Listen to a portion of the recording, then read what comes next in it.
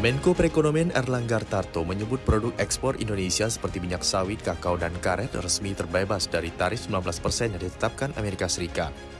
Erlangga menegaskan kebijakan ini merupakan hasil negosiasi panjang dan akan resmi berlaku setelah ada kesepakatan akhir antara Indonesia dan Amerika Serikat. Pemerintah sebelumnya terus melakukan lobi diplomatik untuk membebaskan beberapa komoditas unggulan dari tarif resiprokal. Komoditas yang dinegosiasikan termasuk CPO, kopi, kakao, nikel, hingga karet.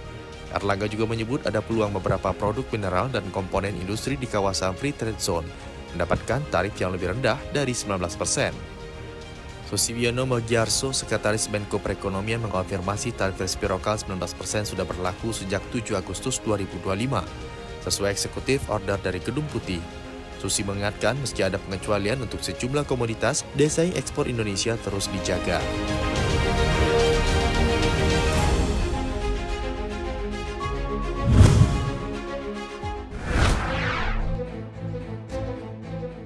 Kepala Badan Statistik Amelia Adininggar Widyasanti membantah tudingan BPS merekayasa data pertumbuhan ekonomi kuartal 2 2025. Winnie, begitu ia disapa, menegaskan penghitungan PDB mengikuti standar internasional dan diawasi banyak pihak. Menurut Winnie, metodologi PDB mengacu pada System of National Accounts serta panduan Komisi Statistik PBB. Untuk inflasi, BPS menggunakan Consumer Price Index manual. BPS bahkan dipercaya sebagai UN Regional Hub on Big Data and Data Science untuk Asia Pasifik.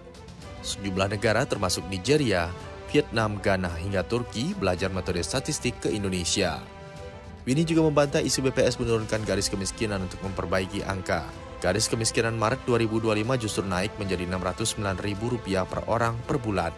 Pengukuran yang tepat harus dilihat pada pengeluaran rumah tangga minimal Rp2,87 juta per bulan.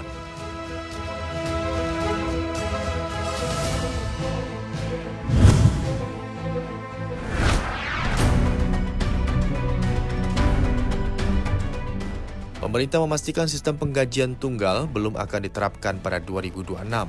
Dalam nota keuangan dan era APBN 2026 disebutkan kebijakan ini masih untuk jangka menengah agar tak mengganggu postur APBN.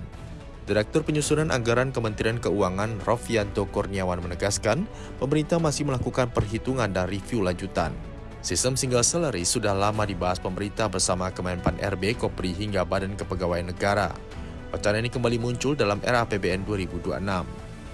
Ketua Satu Pengurus Kopri Nasional, Radio Nenizar Monik, menyebut dengan sistem ini ASN akan menerima gaji pokok lebih besar karena tunjangan anak istri beras disatukan dalam satu komponen. Hanya tunjangan jabatan dan fungsional yang tetap dipisah. Dalam Policy Brief BKN 2017, sistem ini menggabungkan unsur gaji, tunjangan kinerja, dan tunjangan kemahalan daerah. Grading jabatan akan menentukan besaran gaji dengan step yang berbeda di setiap level.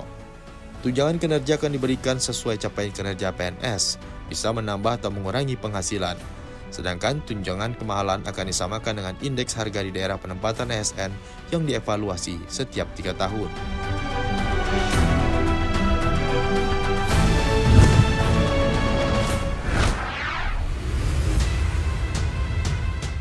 Perekonomian Prancis kian tertekan seiring tingginya beban utang dan gejolak politik. Perdana Menteri François Bayrou akan menghadapi mosi tidak percaya di parlemen pada 8 September mendatang. Bayrou menegaskan penghematan anggaran wajib dilakukan untuk memulihkan ekonomi. Namun langkah ini berisiko memperburuk instabilitas politik dan mengancam posisinya. Imbas hasil obligasi 10 tahun Prancis saat ini tembus 3,5%, hanya sedikit di bawah Italia. Menteri Ekonomi Eric Lombard memperingatkan dalam 2 minggu ke depan Prancis bisa membayar lebih mahal dari Italia untuk utangnya. Badan Audit Nasional memperkirakan pembayaran bunga utang Prancis melonjak drastis dari 30 miliar euro pada 2021 menjadi 100 miliar euro sebelum akhir dekade. Akibat hal ini spekulasi muncul, Prancis bisa saja butuh pinjaman dari IMF seperti Yunani 15 tahun lalu. Namun Menteri Ekonomi menegaskan hal itu tidak akan terjadi.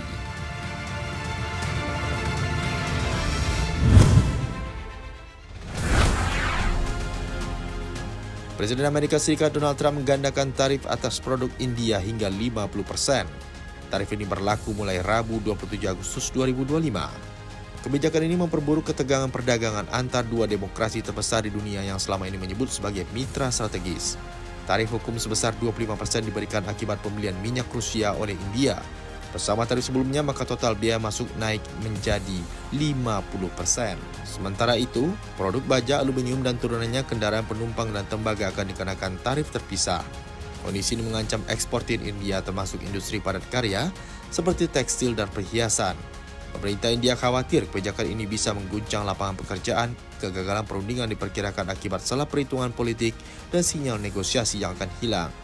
Di tengah ketegangan ini, Amerika Serikat dan India masih berusaha menonjolkan hubungan keamanan dan sebagai mitra. Bahkan tren perdagangan kedua negara masih stabil.